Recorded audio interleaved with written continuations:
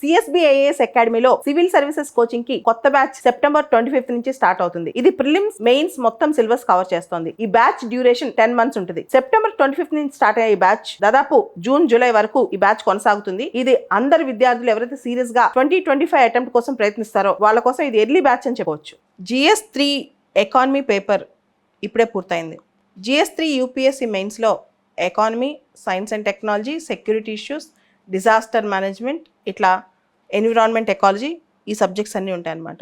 ఈ mains paper అనేది GS3 paper కరెక్ట్గా ప్రిపేర్ అయిన వాళ్ళకి ఈజీగానే 3 hours పేపర్ కంప్లీట్ చేయొచ్చు. క్వశ్చన్స్ కూడా బాగానే వచ్చాయి, ఎక్స్పెక్టెడ్ లైన్స్లోనే ఉన్నాయి. ఒకసారి ఏమేమి క్వశ్చన్స్ వచ్చాయో చూద్దాము. ఆ క్వశ్చన్ అనాలిసిస్ కూడా ఒకసారి చూద్దాం. First question, faster economic growth requires increased share of the manufacturing sector in GDP, particularly MSMEs. Comment on the present policies of government in this regard.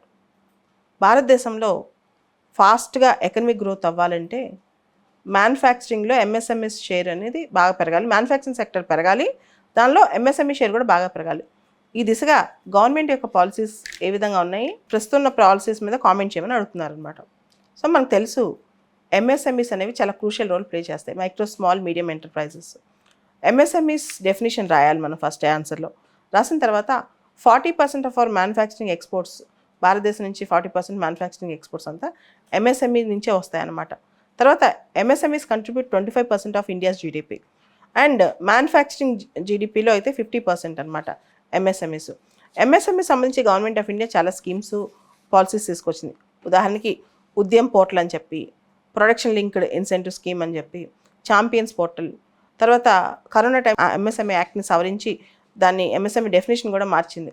ఇలా రకరకాల చేంజెస్ తీసుకొచ్చారనమాట. దానికి సంబంధించిన కామెంటరీ అడుగుతారు, ఇంకా ఏమేమి చేయాలి అనేది కూడా మనం సజెస్ట్ చేస్తే బాగానే ఉంటుంది. Second question, what is the status of digitalization of Indian economy? Examine the problems faced in this regard and suggest improvements. Indian ఎకానమీని డిజిటలైజ్ చేస్తున్నాం కదా మనం, అది ఎంతవరకు వచ్చింది అని చెప్పి క్వశ్చను, అండ్ దానిలో ఎదురవుతున్న సవాళ్ళు ఏంటి, మీ సజెషన్స్ ఏంటి అని చెప్పి. డిజిటల్ ఇండియా ప్రోగ్రామ్ అనేది మనం స్టార్ట్ చేసాం, ఇండియా ప్రతిష్టాత్మకంగా తీసుకున్న మిషన్ అనమాట. ఎగ్జాంపుల్ మనం banking, funds transfer, unified payment interface UPI, India stock అని, డైరెక్ట్ బెనిఫిట్ ట్రాన్స్ఫర్ అని, జామ్ ట్రినిటీ అని, ఇట్లా చాలా మెజర్స్ తీసుకొచ్చాయన్నమాట డిజిటలైజేషన్ చేయడానికి ఇండియన్ ఎకానమీని. అయితే దీనిలో ఇంకా కూడా భారతదేశంలో సవాళ్ళు చాలా ఎదురవుతాయి. ముఖ్యంగా ఇండియాలో లిటరసీ తక్కువ, డిజిటల్ లిటరసీ చాలా తక్కువ. బ్రాడ్బ్యాండ్ కనెక్టివిటీ కూడా అన్ని ప్లేసుల్లో ఇంకా అందరూ యూజ్ చేసుకోలేని పరిస్థితి, దీనికి సంబంధించిన అవేర్నెస్ లేకపోవటం, అన్ని లాస్ట్ మైల్ కనెక్టివిటీ లేకపోవటం, ఇంకా చాలా ప్రోడక్ట్స్ డిజిటల్ రూపంలో రాకపోవటం, మనం ఇంకా క్యాష్ ట్రాన్సాక్షన్స్ మీద ఎక్కువ దృష్టి పెట్టడం, ఇవన్నీ ఇంకా ఛాలెంజెస్ ఉన్నాయన్నమాట. దీనికి సంబంధించి మనం ఇంప్రూవ్మెంట్స్ కూడా ఒక పారాగ్రాఫ్ పెట్టి ఎలా ఇంప్రూవ్మెంట్స్ తీసుకోవాలి డిజిటలైజేషన్లో.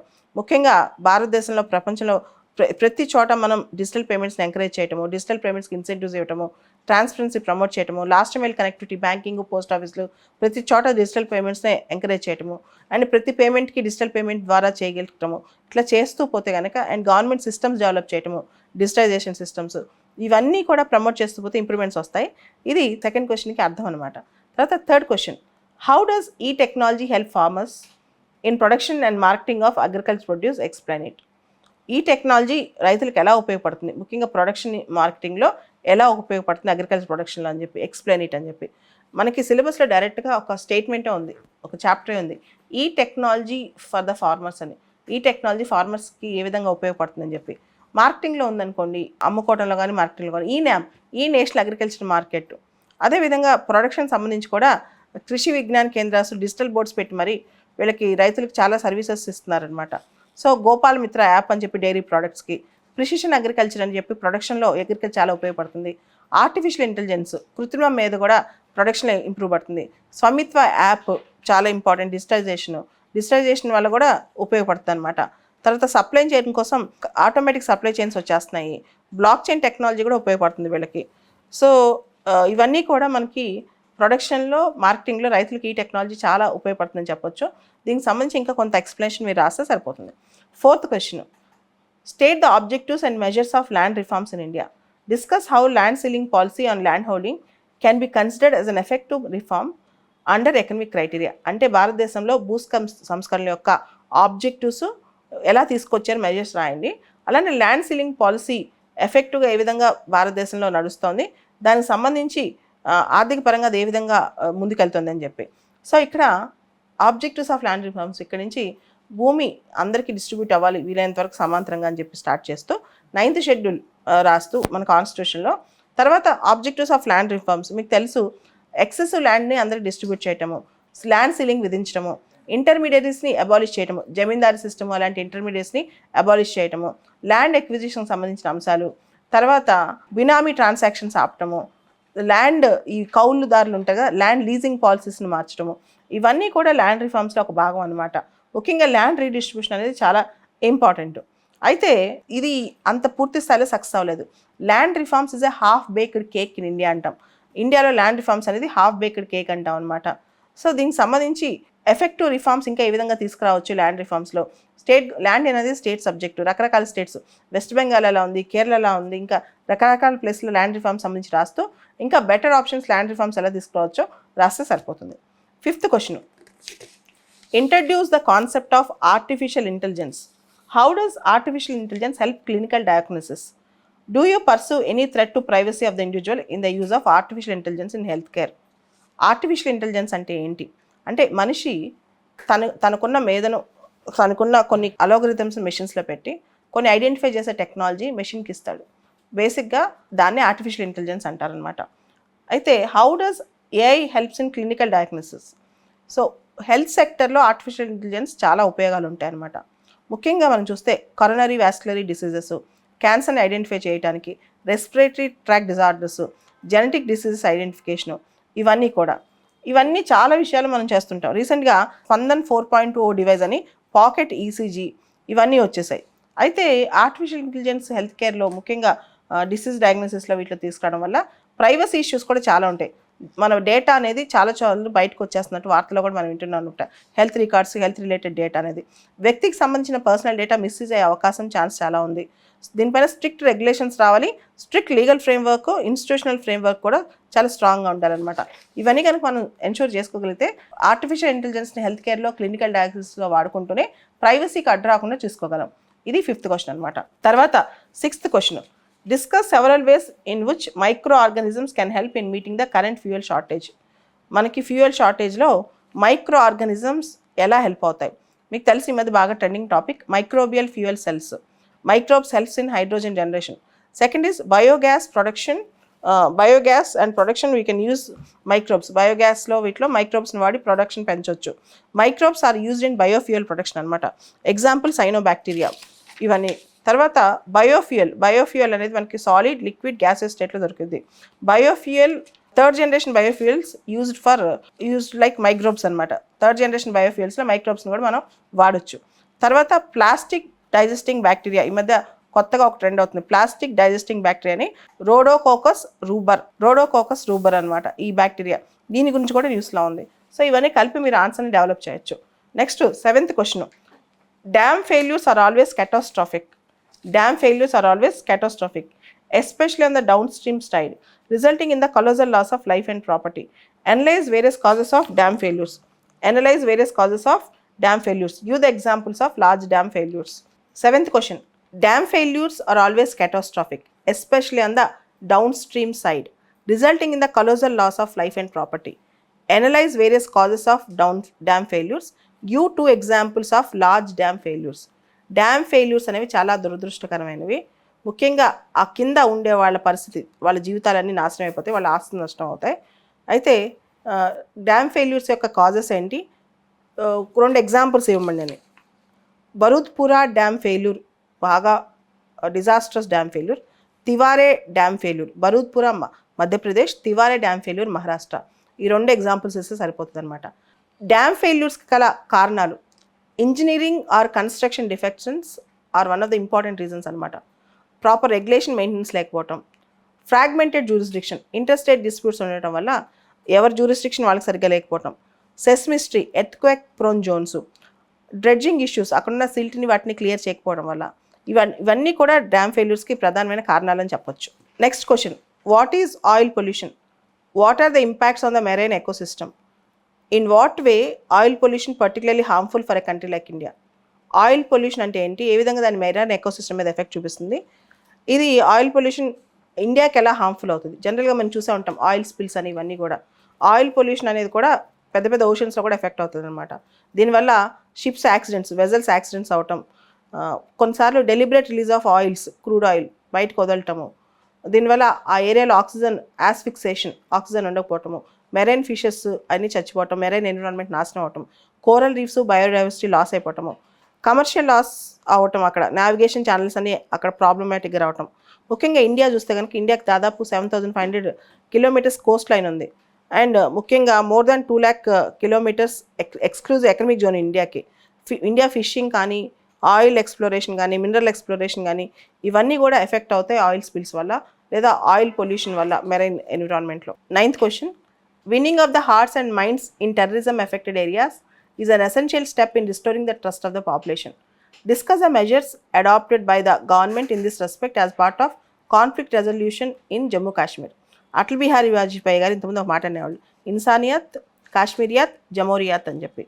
సో 3D పాలసీ ఒకసారి ఆలోచించండి. Dialogue, democracy, development. ముఖ్యంగా రకరకాల ఎథ్నిసిటీస్ ఉన్నప్పుడు ఆ ఎథ్నిక్ గ్రూప్స్ మేము సపరేట్ అని ఫీలింగ్ లేకుండా మన అందరం ఒకటే అనే ఫీలింగ్ తీసుకురావటం, ఇవన్నీ కలిపి వాళ్ళ హార్ట్స్ని మనం విన్ అవ్వచ్చు. దాంతోపాటు అక్కడ రకరకాల స్కీమ్స్, ప్రాజెక్ట్స్, ప్రోగ్రామ్స్ ద్వారా ఇంటిగ్రేట్ చేయొచ్చు. ఇవన్నీ కూడా చేస్తే కనుక ప్రజలు ఆటోమేటిక్గా టెర్రరిజం వైపు వెళ్లకుండా ఇంటిగ్రేషన్ వైపే వెళ్తారు. గవర్నమెంట్ ఈ టెర్రరిజంని కేవలం సెక్యూరిటీ రిలేటెడ్ అప్రోచ్ అనే కాకుండా మల్టీ ప్రాంగ్డ్ అప్రోచ్తో తీసుకెళ్తే కనుక, అంటే ప్రజలతో కూడా మమేకమై రకరకాల స్కీమ్స్, ప్రోగ్రామ్స్, కల్చరల్ ఆస్పెక్ట్స్ చేస్తే ఇంకొంత బెటర్గా మనం వాళ్ళ హార్ట్స్ని గెలిచే అవకాశం ఉంటుంది. 10th question, the use of unmanned aerial vehicles by our adversaries across the border to ferry arms, ammunition, drugs, etc. is a serious threat to the internal security. Comment on the measures being taken to tackle this threat. అంటే మన చుట్టుపక్కల ఉన్న adversaries, Pakistan కానీ ఇలాంటి దేశాలు drones ద్వారా మన టెరిటరీలోకి వాళ్ళ ఆర్మ్స్ కానీ, ఎమ్యునిషన్స్ కానీ, డ్రగ్స్ కానీ చేరవేస్తున్నాయి. ఇది మన అంతర్గత భద్రతకు చాలా పెద్ద థ్రెట్. దీనికి సంబంధించి ఎటువంటి మెజర్స్ తీసుకుంటున్నాం, ఇది క్వశ్చన్ అనమాట. మీకు తెలుసు నేషనల్ డ్రోన్ పాలసీ అని మనం పాలసీకి స్టార్ట్ చేసాం. And unmanned aerial vehicles rules 2021 కూడా ఫ్రేమ్ చేసాం. దానిలో మనం రెడ్, ఎల్లో, గ్రీన్ జోన్స్గా ప్రకటించాం అనమాట. దాంతోపాటు డ్రోన్స్ని కేటగరైజ్ కూడా చేసాం అనమాట.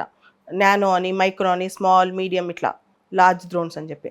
స్వామ్ టెక్నాలజీ అనేది కూడా మనం ఆన్సర్లో రాయాలి. యాంటీ డ్రోన్ టెక్నాలజీ కూడా మనం డెవలప్ చేస్తాం అనమాట. అండ్ ఇంక్రీజ్ సర్వీలియన్స్, డ్రోన్స్ సంబంధించి ఎక్కడి నుంచి వస్తాయి వాటికి సంబంధించిన సర్వీలియన్స్ కూడా పెంచుతూ పోతున్నాం. యాంటీ డ్రోన్ వెపన్స్ మీద కూడా మనం ఫోకస్ చేస్తున్నాం, చెయ్యాలి ఇంకా కూడా. రాడర్స్, జామర్స్ పెట్టి వాటిని డిటెక్ట్ కూడా చేయాల్సిన అవసరం ఉందన్నమాట. ఇవన్నీ కలిపి మనం బెటర్గా డ్రోన్ సర్వీలెన్స్ ఇంకా పెంచితే, ఆల్రెడీ కొంచెం పెంచాం, ఇంకా పెంచితే కూడా బాగుంటుంది. పాకిస్తాన్ నుంచి డ్రోన్స్ వస్తున్నట్టు అక్కడక్కడ డిటెక్ట్ అవడం కూడా మనం చూస్తూ ఉన్నాం అనమాట. 11th question, most of the unemployment in India is structural in nature. Examine the methodology adapted to compute unemployment in the country and suggest improvements. అంటే భారతదేశంలో నిరుద్యోగం అనేది వ్యవస్థాపరంగా ఎక్కువగా ఉంది, స్ట్రక్చరల్గా ఎక్కువగా ఉంది. దానికి సంబంధించి అన్ఎంప్లాయ్మెంట్ ఎలా మనం యాక్చువల్గా ఎలా కొలుస్తున్నామో దాని తర్వాత అన్ఎంప్లాయ్మెంట్ తగ్గించడానికి ఏ విధమైన బెటర్ మెథడ్స్ తీసుకొస్తున్నాం ఇవన్నీ కూడా అనమాట. సో దానికి సంబంధించిన మెథడాలజీ ఏంటంటే మనం current weekly status, current status, తర్వాత కరెంట్ యాన్యువల్ స్టేటస్, ఈ విధంగా చేస్తున్నాం అనమాట. ప్రస్తుతం మనకి భారతదేశంలో గిగ్ ఎకానమీ బాగా పెరిగిపోతుంది, ఫార్మల్ ఎంప్లాయ్మెంట్ ఏం లేకుండా. దానిలో కూడా మనకు అన్ఎంప్లాయ్మెంట్ అనేది సరిగ్గా మెజర్ అవ్వట్లేదని కూడా ఇక్కడ అర్థమవుతుంది అనమాట. సో దీనికి సంబంధించిన మెథడాలజీ రాయాలి, అన్ఎంప్లాయ్మెంట్ అంటే ఏంటో రాయాలి, అండ్ స్ట్రక్చరల్ అన్ఎంప్లాయ్మెంట్ అంటే ఏంటో రాయాలి. దానికి సంబంధించి ఇంప్రూవ్మెంట్స్ తీసుకురావడానికి ఈ కంప్యూటేషన్ మెథడ్స్ ఇంప్రూవ్మెంట్, అన్ఎంప్లాయ్మెంట్ తగ్గించడానికి ఇంప్రూవ్మెంట్స్ రెండు కొంచెం కొంచెం రాస్తే బాగుంటుంది. తర్వాత 12th question, distinguish between care economy and monetized economy. How can care economy be brought into monetized economy through women empowerment. మీరు వినే ఉంటారు, లాస్ట్ ఇయర్ ఒక 2 years బ్యాక్ మక్కల్ నిధి మేం, కమల్ హాసన్ పొలిటికల్ పార్టీ ఎవరైతే మహిళలు ఇంట్లో పనిచేస్తూ ఉంటారో వాళ్ళకి సంబంధించి కూడా మానిటైజేషన్, అంటే వాళ్ళకి విలువ కట్టాలి అనే దాని మీద ఒక టాక్ తీసుకొచ్చారు. మేము కనుక అధికారంలోకి వస్తే వాళ్ళకి నెల నెల ఇంత ఇస్తామనే దాని మీద కూడా డిస్కషన్ తీసుకొచ్చారు.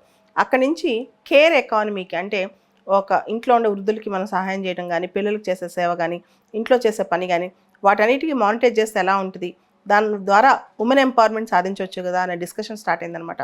సో కేర్ ఎకానమీ అంటే service driven economy for old age and infants, ముఖ్యంగా వృద్ధులకి, పిల్లలకి మనం చేసే సేవ అనమాట. మానిటైజ్డ్ ఎకానమీ అంటే ప్రతి సర్వీస్కి వాల్యుయేషన్ అండ్ పేయింగ్ ప్రైజ్ అనమాట. ప్రతి సర్వీస్కి క్వాంటిఫై చేయటం, పేయింగ్ ప్రైజ్ అనమాట. ముఖ్యంగా మహిళల్లో చూసుకుంటే కనుక వాళ్ళు అన్పెయిడ్ వర్క్ చూస్తానికి మహిళలు పెద్ద ఉద్యోగాలు చేసినట్టు కనిపిస్తారు కానీ ఎక్కువ కష్టపడేది మహిళలే. డిస్ప్రపోర్షనేట్గా వాళ్ళు అన్పెయిడ్ వర్క్ చేస్తుంటారు అనమాట.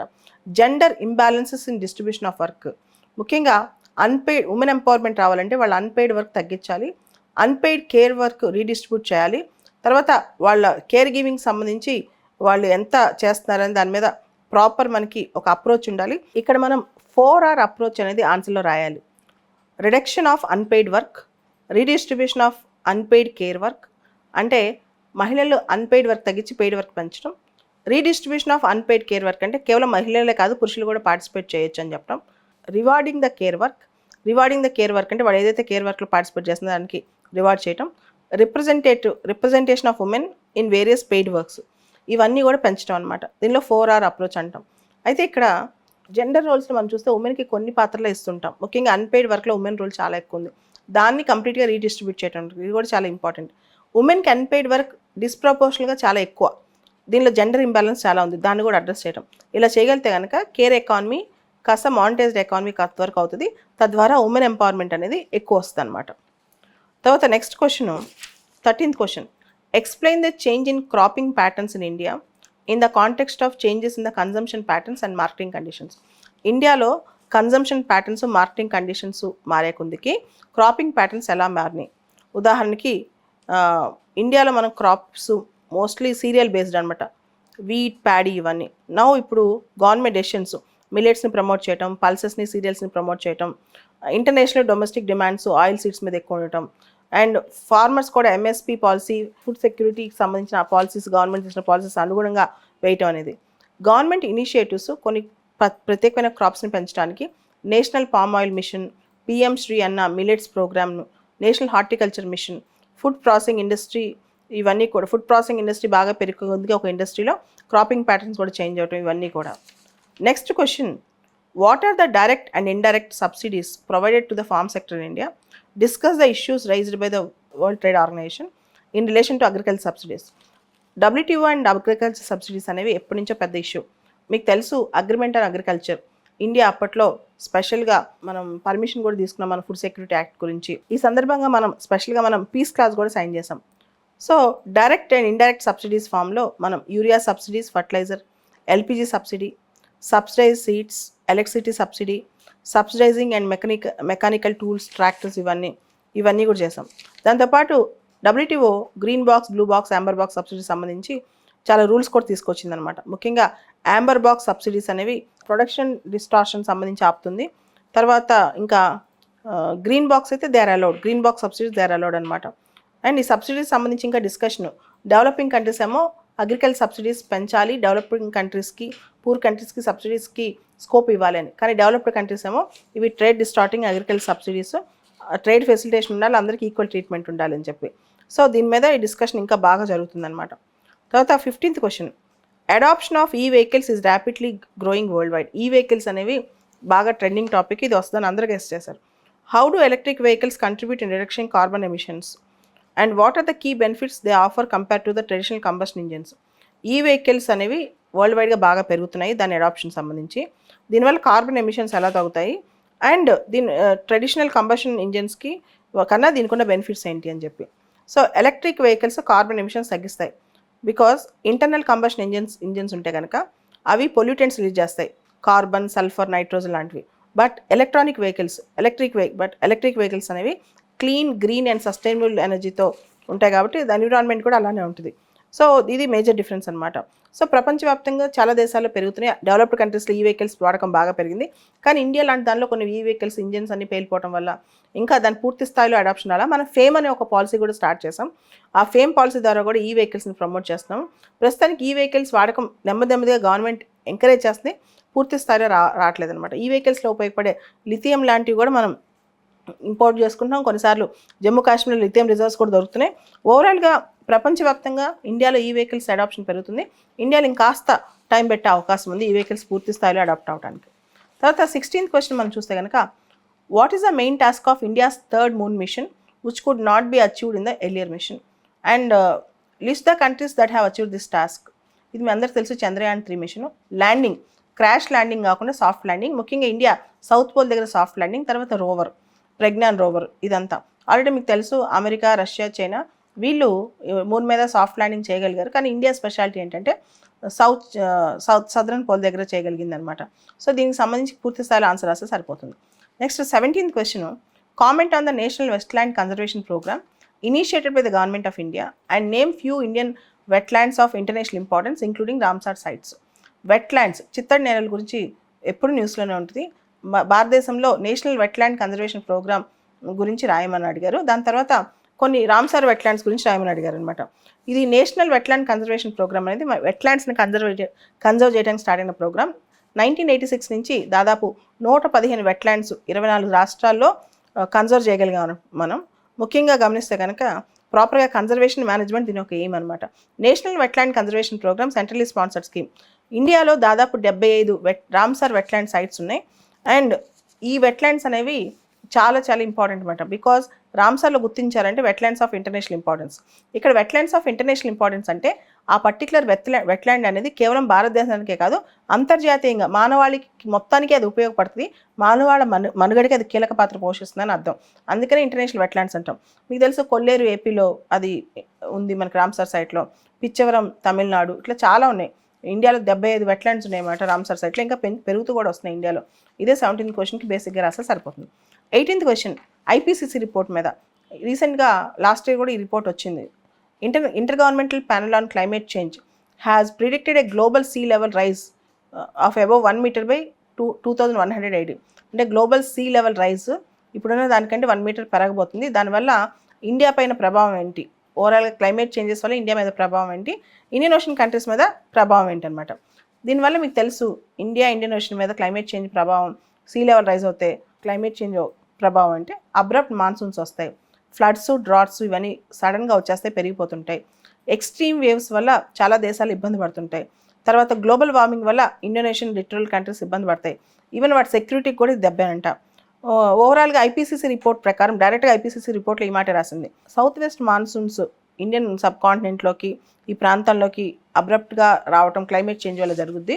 దీంతో రకరకాల క్లైమేట్ చేంజ్ ప్యాటర్న్స్ వస్తాయి. పంట నష్టం కానీ, లేకపోతే క్లైమేట్లో రకరకాల వేరియేషన్స్ రావడం వల్ల సడన్గా డిజాస్టర్స్ రావడం కానీ ఇవన్నీ జరుగుతాయి. అండ్ లో లయింగ్ కంట్రీస్ మీరు చూసే ఉంటారు, మాల్దీవ్స్, మారిషస్, ఇలాంటి సీషెల్స్, ఇలాంటి ఐలాండ్స్ అన్నీ కూడా చాలా థ్రెట్లో ఉంటాయి అనమాట ఇండియన్ ఓషన్లో సీ లెవెల్ రైజెస్ వల్ల, క్లైమేట్ చేంజెస్ వల్ల. దాంతోపాటు మెరైన్ ఎన్విరాన్మెంట్ కూడా దెబ్బతింటుంది, మెరైన్ సెక్యూరిటీ కూడా దెబ్బతింటుంది. ఇవే దానికి రాయాల్సిన ఆన్సర్స్. తర్వాత 19th question, what are the internal security challenges being faced by India. Internal security challenges చాలా ఉన్నాయి కదా, సైబర్ థ్రెట్ కానీ, నక్సలైట్స్ కానీ, నక్సలిజం కానీ, లా అండ్ ఆర్డర్ ఇష్యూస్. మేము చూస్తే ఇంటర్నల్ సెక్యూరిటీ ఇండియాలో చాలా ఇష్యూస్ ఉన్నాయి, అవన్నీ నరేట్ చేసుకుంటూ వెళ్ళిపోవాలి. మనీ లాండరింగ్ ఛాలెంజెస్, మాఫియా, హవాలా, ఇవన్నీ కూడా ఇంటర్నల్ సెక్యూరిటీ ఛాలెంజెస్ కుంటే వస్తాయి. అంటే మనం చూస్తే కనుక ఆర్గనైజ్డ్ క్రైమ్స్ చాలా ఉన్నాయి ఇండియాలో, ఇవన్నీ కూడా మన ఇంటర్నల్ సెక్యూరిటీ ఛాలెంజెస్ తీసుకొస్తాయి. ఎన్ఐఏ, ఇంటెలిజెన్స్ వాళ్ళు, వీళ్ళందరూ కూడా దీనిపైన కౌంటర్ చేయడానికి ట్రై చేస్తుంటారు. దీని మీద కొంచెం ఎఫెక్టివ్గా స్ట్రక్చర్ చేసుకుని ఆన్సర్ వస్తే సరిపోతుంది. తర్వాత 20th question, give out the major sources of terror funding in India and efforts being made to curtail these sources. And no money for terror, November 2022లో ఇండియాలో నో మనీ ఫర్ టెర్రర్ అనే conference జరిగింది. దానికి సంబంధించి India దాని కాన్ఫరెన్స్ను host చేస్తుంది. దానికి సంబంధించి ఈ వీడియో కింద వీడియో లింక్ కూడా ఉంటుంది, 2022లో వీడియో లింక్ మీరు ఒకసారి చూడండి. ఓవరాల్గా టెర్రర్ ఫండింగ్ అనేది ఆపడానికి భారతదేశం ముఖ్యంగా చూస్తే కనుక FATF, ఫినాన్షియల్ యాక్షన్ టాస్క్ ఫోర్స్లో ఇండియా కూడా మెంబరే అనమాట. తర్వాత ఈ షెల్ కంపెనీస్ కానీ, హవాలా, మాఫియా రూపంలో వచ్చే డబ్బులు కానీ, వీటన్నిటి మీద ఇండియా జాగ్రత్తగానే ట్రాక్ చేస్తుంటుంది. ఆన్లైన్ ట్రాన్సాక్షన్స్ పెంచడం కూడా, ఈవెన్ లార్జ్ స్కేల్ మనీ ట్రాన్సాక్షన్స్లో RBI కూడా గమనిస్తూనే ఉంటుంది. ఈవెన్ కంపెనీస్ నుంచి వెళ్ళే మనీ ట్రాన్సాక్షన్స్ కూడా సెబీ లాంటి రెగ్యులేటరీ బాడీస్ రెగ్యులర్గా అబ్జర్వ్ చేస్తూనే ఉంటాయి. ఇవన్నీ చూస్తే కనుక టెర్రర్ ఫైనాన్సింగ్ మీద ఇండియా మీద దృష్టి ముఖ్యంగా అన్ని నాట్ గ్రిడ్ అని చెప్పి CBI కానీ, ఇంటెలిజెన్స్ బ్యూరో కానీ, సీరియస్ ఫ్రాడ్ ఇన్వెస్టిగేషన్ ఆఫీస్ కానీ, ఇవన్నీ కూడా ఒకటేసారి డేటా మొత్తం వాళ్ళకి అవైలబుల్గా ఉండటం వల్ల ఫాస్ట్గా మనీ ట్రాన్స్ఫర్స్ చూస్తున్నారు. టెర్రర్ ఫండింగ్ అనేది ఈ మధ్య ఖలిస్తాన్ మూవ్మెంట్ ఇష్యూస్లో వీటిలో బాగా న్యూస్లోకి వచ్చిందనమాట. నో మనీ ఫర్ టెర్రర్ అనే కాన్సెప్ట్ అనే దాన్ని హోస్ట్ చేయడం ఇండియా, ఇది ప్రెస్టీజియస్ కాన్ఫరెన్స్ అని కూడా చెప్పొచ్చు. ఇది యాక్చువల్గా FATF, OECD వీళ్ళకి లింక్ అయిన కాన్సెప్ట్. దీనికి సంబంధించి కూడా మీరు ఒక వీడియో చూడొచ్చు. ఇది ఈ సంవత్సరం వచ్చిన economy paper. And evening ethics paper discuss చేద్దాం. Thank you. సిఎస్బిఐఏఎస్ అకాడమీలో సివిల్ సర్వీసెస్ కోచింగ్ కి కొత్త బ్యాచ్ సెప్టెంబర్ 25 నుంచి స్టార్ట్ అవుతుంది. ఇది ప్రిలిమ్స్ మెయిన్స్ మొత్తం సిలబస్ కవర్ చేస్తుంది. ఈ బ్యాచ్ డ్యూరేషన్ 10 months ఉంటుంది. సెప్టెంబర్ 25 నుంచి స్టార్ట్ అయ్యే ఈ బ్యాచ్ దాదాపు జూన్ జూలై వరకు ఈ బ్యాచ్ కొనసాగుతుంది. ఇది అందరు విద్యార్థులు ఎవరైతే సీరియస్ గా 2025 అటెంప్ట్ కోసం ప్రయత్నిస్తారో వాళ్ళ కోసం ఇది ఎర్లీ బ్యాచ్ అని చెప్పవచ్చు.